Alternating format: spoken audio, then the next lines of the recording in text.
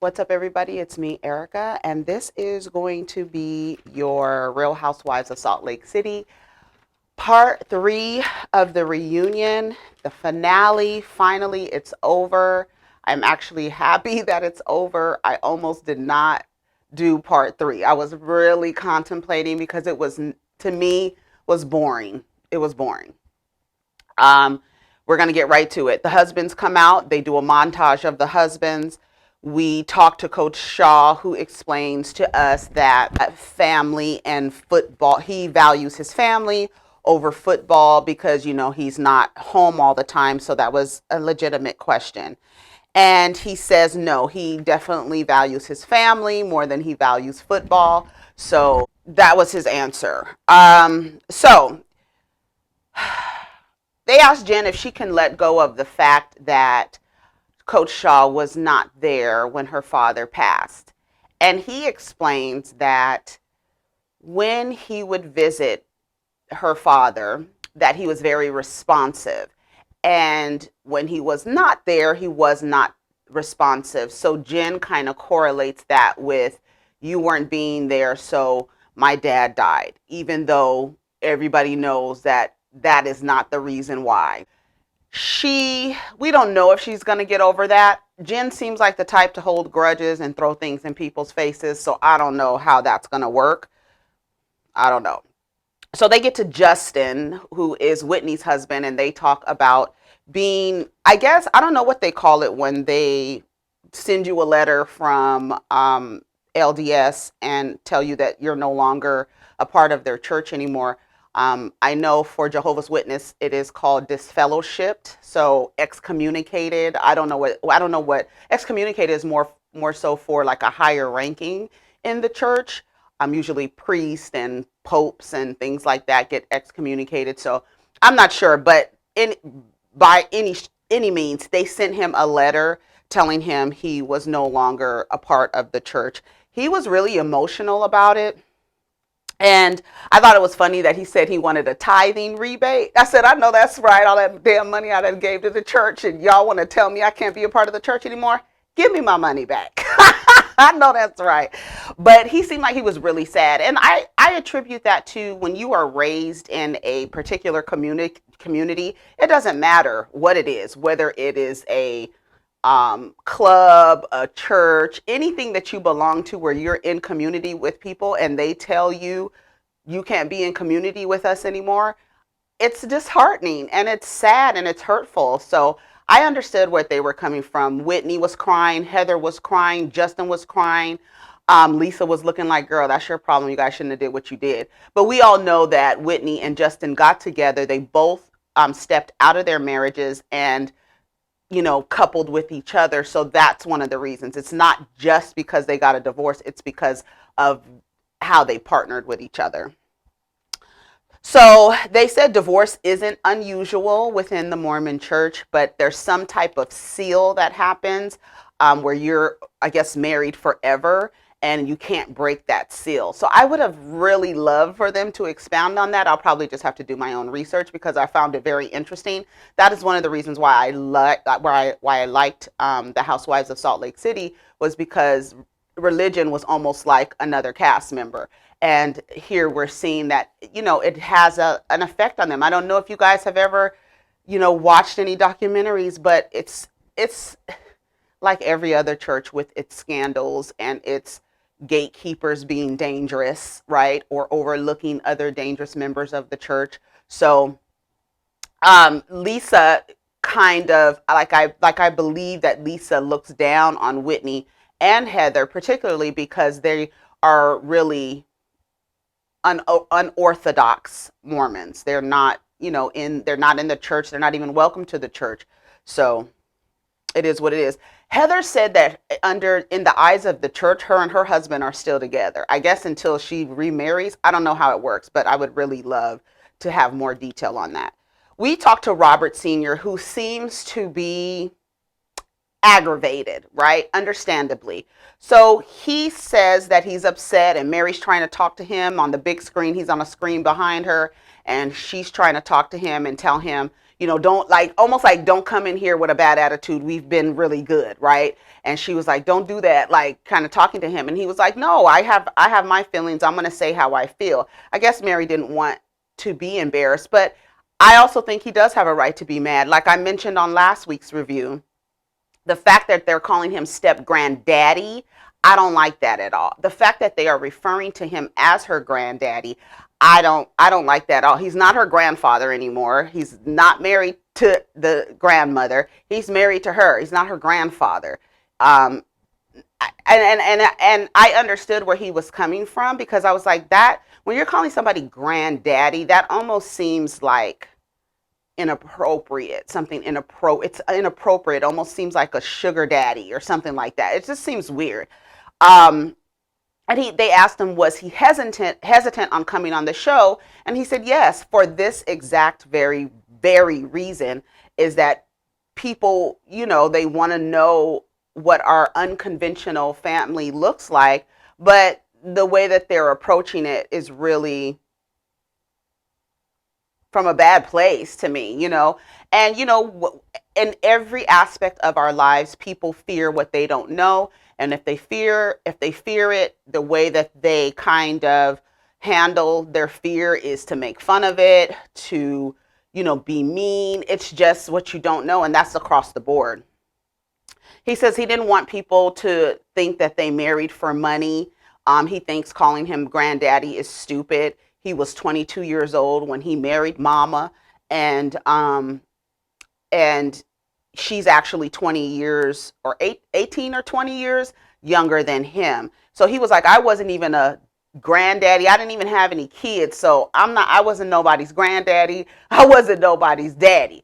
So he was 22 years old. And I would really like to hear their story, like without them trying to speak in a way that leaves out details. I want them to get their script together, because I would really like to hear more about that whole situation. Everybody has their opinions about it, but I would really like to understand it. And the way that they speak about it, especially Mary, it's just so vague, and it's like choppy, and it's like, what? I don't get it. And it's almost like they're not being completely forthright. And do they have to be? No. Who are we?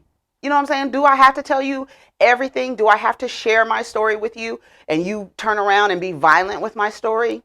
No, I don't. So I get where they're coming from. She started crying when he said she was his equal, because he knows her better than anyone. They asked him what did he feel about her and Jen getting into it. He was like, I was really hurt by that. And they replayed, I don't know how many times they replayed her calling Mary a grandfather. I don't know how many times. It's cringy every single time, because it's still like, if you're trying to be friends with me, you're not going to take, and it really upsets me, because it's like, if you and I are friends, you're not going to take what I know the public would take and ridicule me. You shouldn't use those same tools when you guys are arguing. There's enough people who are calling her that. She doesn't need the people in her immediate circle referring to her as that when they get upset. It's unfair. It's not fair. So she said it was hurtful.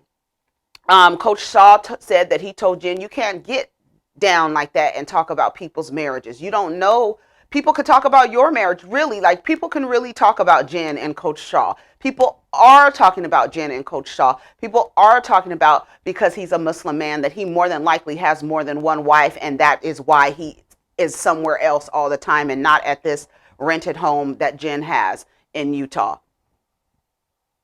I'm sure she wouldn't like to hear that. She would flip out. She would flip out and throw things if people were like, that's why your man don't come home, because he's at his other house with his other wife.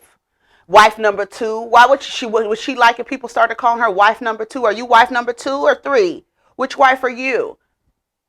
And I'm sure that everybody would be like, that's weird, right? Because if you're not Muslim, that's foreign and weird to other people. So I'm with Coach Shaw. You don't take people's marriages like that. And it's like very sensitive, something very sensitive like that. And it's weird. And so if you're my friend, you shouldn't use the same tools that my enemies would use against me, on me, when we're in a fight, period. That's all I got to say. We get on Whitney's dad. Whitney doesn't know where her father is. He went to her birthday party, MIA. She texts him. He doesn't text her back. She doesn't know where he is. She was hoping that the show would bring them together. She said she felt like it was, but then he hasn't returned any of her texts. She doesn't know where he is. She texts him every other day, every 5 days. She said his hair is that's his hair. But she was really sad about that, and she's just hoping that her and her father can come back together. And it was probably hard seeing yourself. I think it is hard to look at yourself on TV, see how you're edited, see what other people are saying about you.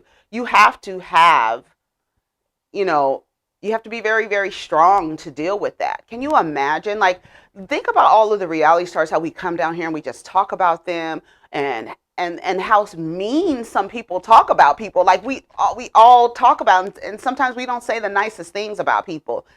And you have to be strong. You do. You just do. So her father probably couldn't take it.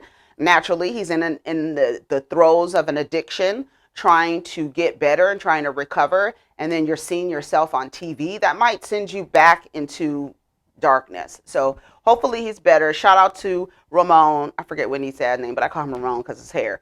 Hopefully he's okay somewhere. So we get on Seth and Meredith. They ask how's everything going. Meredith says it's fantastic. What's your next question? Baby, she said, I'm not sharing nothing about with this group of women, I'm cool. I'm not sharing nothing about my relationship because they mishandled me, and I'm cool.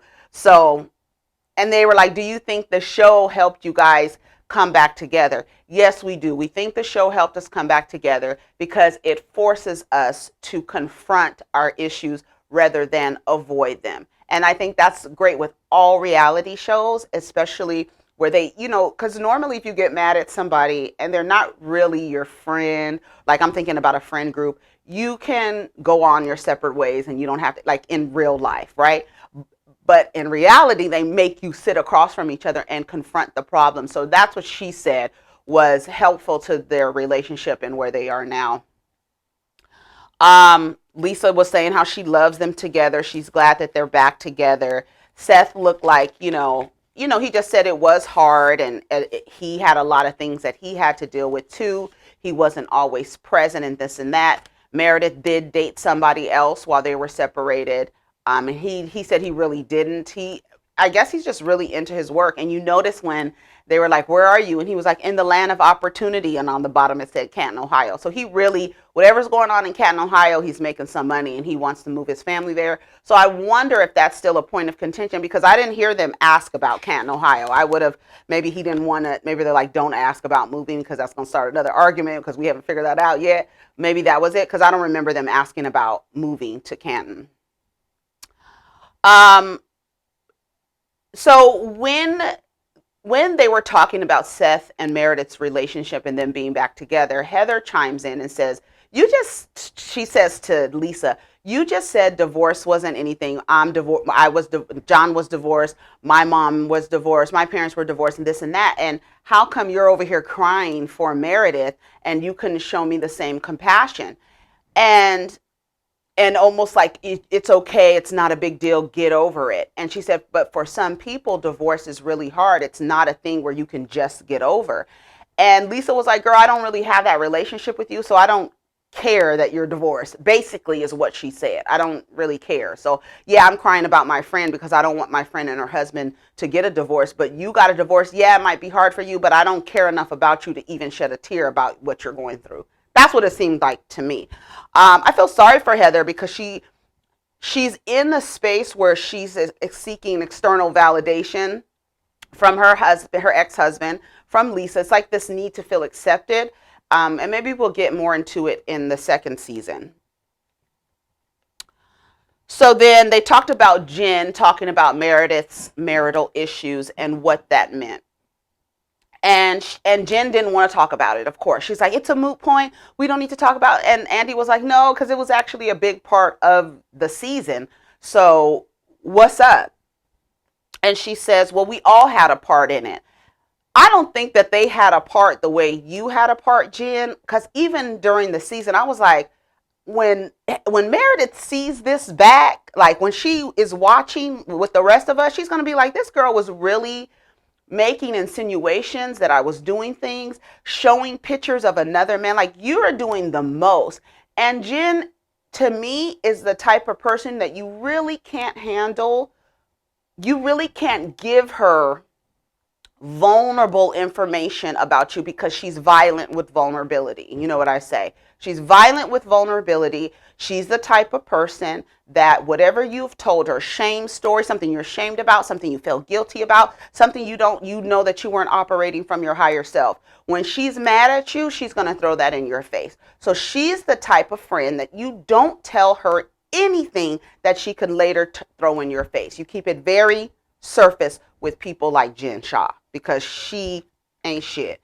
Heather and Whitney were like, we weren't really that involved, and I agree. They were like, we didn't have evidence or anything like that. Yeah, we were talking, and maybe I should have went to Jen.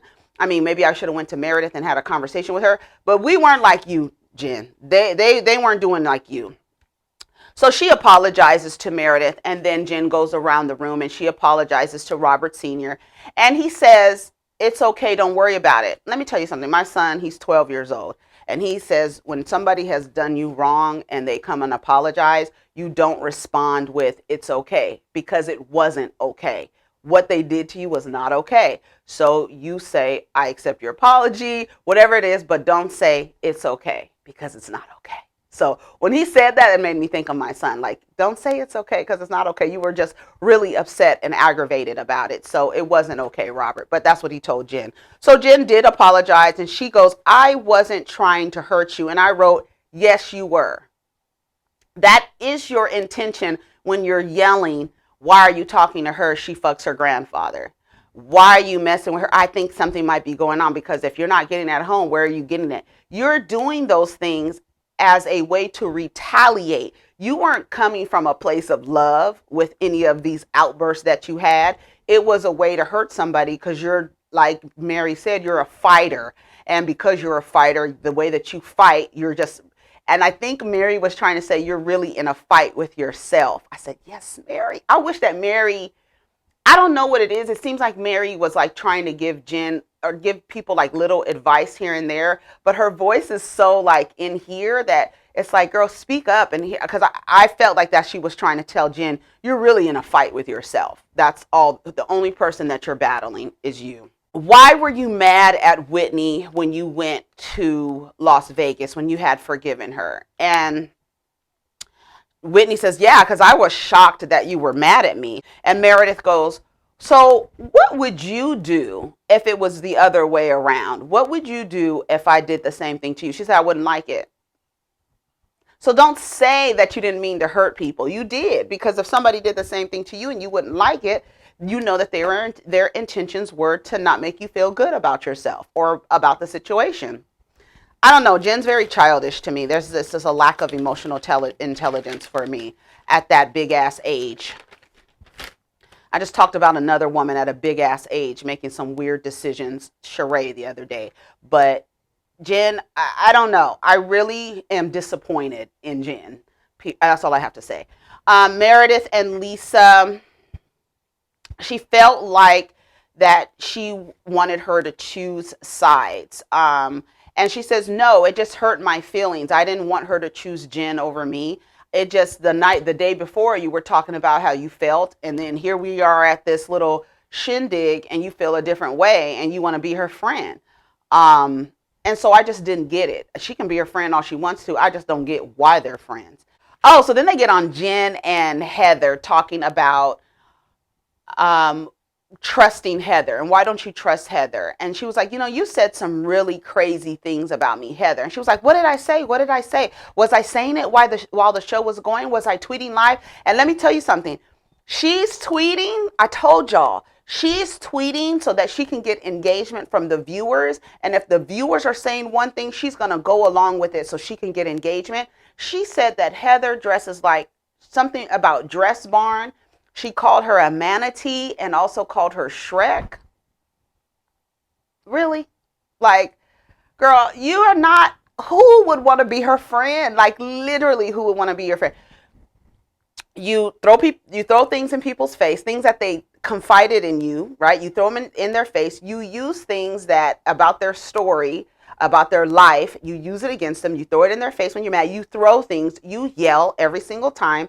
I don't want to be in a friendship with somebody who's always yelling at me and throwing things. That shit is crazy. I don't want that from anybody I'm in relationship with. Nobody. That's gross. Girl, grow up. She said she didn't trust Heather. She said she raised her hand with the hypnotist because she felt like she was being bombarded because the woman was telling her, you're a bully and you're this and you're that, and she wasn't getting a chance to talk. So in that moment, she did not trust Heather, and that's the reason why she raised her hand. So they were like asking Mary, what did she think? Mary had fallen asleep. She had dozed off, honey, but she knew the answer, and she said, yeah, I feel like Jen was just raising her hand in spite because everybody else raised their hand against her and Heather was the next person. And she was like, it was because I care about you.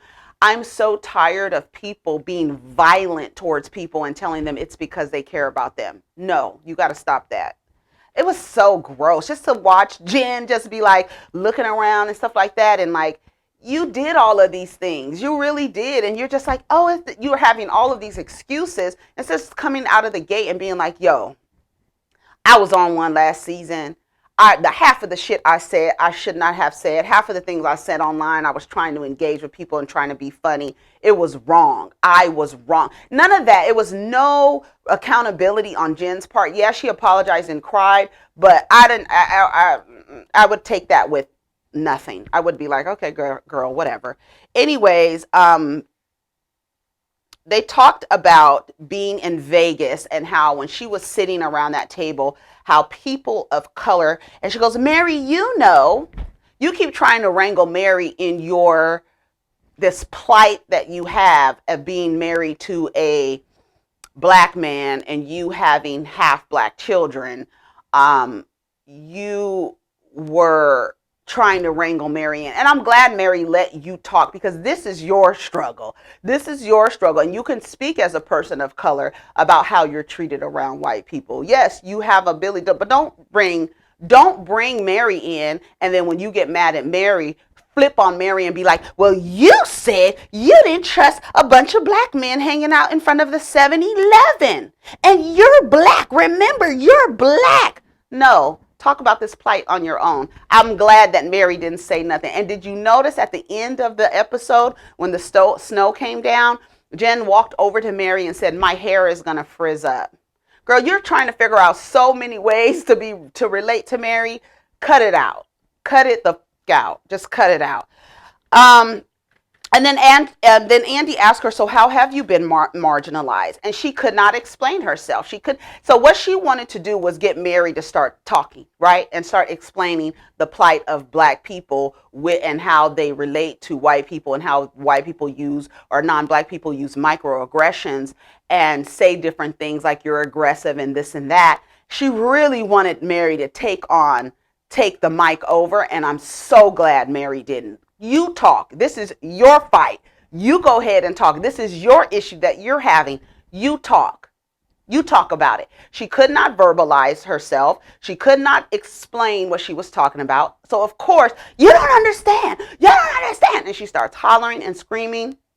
And I'm like, okay, girl. And she goes, it's dangerous. It's hurtful. Yes, it's dangerous. Yes, it's hurtful. Yes, we know what it looks like. And all the women were like, we get white privilege. We get it. But sis, you're aggressive. you're aggressive right now. Heather was like, you're aggressive right now. She's like, I don't have time to teach you. Heather was like, I'm not asking you to teach me, but I'm also asking you not to insult me. Don't insult me and don't say things about me. Whitney gets on the phone with her husband. Yeah, the racism thing just came up. The racism accusation just came up. No one wants to be called a racist. No one wants to be called a misogynist. No one wants to be called a colorist. No one wants to be on the other side or in the same boat as an oppressor or have oppressive ideologies or oppressive thought patterns that are colorist, that are racist. No one wants to be labeled like that. So when you say that, I think like if you're saying that Meredith is racist, where has she shown that she's practicing racism? Because where has Heather shown that she's practicing racism, right? You're saying that they're saying you're aggressive. Okay. You are demonstrating aggressive behavior. You are. So I don't think that it wasn't like Mary sitting over there in her little mousy voice and then somebody being like, oh my God, you don't have to get so aggressive. That's how that works. When there's no aggression being demonstrated and you are referred to as being aggressive, that's the problem. Oh my God, calm down. I wasn't really saying anything. Oh my God, you're so aggressive right now. Or when I'm on here speaking with passion and logic, but people say, oh, you don't have to be so angry. What are you so angry about? What do you mean? I'm not angry. I'm passionate, right? That kind of stuff. Jen, of course, couldn't explain herself. She starts hollering and screaming. Mary didn't say much about it. I love that. And she leaves and she walks to the back. Coach Shaw is hugging her. When I tell you that man looked exhausted, he looked like he wanted to fall asleep hugging her. And it was just like, I can't imagine dealing with someone whose emotions are so unregulated. They're just like out of control, and you are that person's partner, and therefore you have to hold space for them because you're their partner, and their space is always, just too much. And I just looked at Coach Shaw like, I don't know how he does that. And I don't think he's a saint or anything like that, but to deal with a person who is just that emotional and goes off the rails that quick and who needs comforting, that like she couldn't even regulate herself in that moment. She couldn't even have a conversation. If you are raising Black children, how come you couldn't verbalize to if you are raising biracial children or multicultural children, why can't you explain to the group of white women how you feel? Explain it in the way that you explain it to your children if you feel you don't have the words. Like, why do you get so upset? Yeah, we get it. But I really believe she wanted Mary to explain for her. And I'm so glad Mary didn't say anything.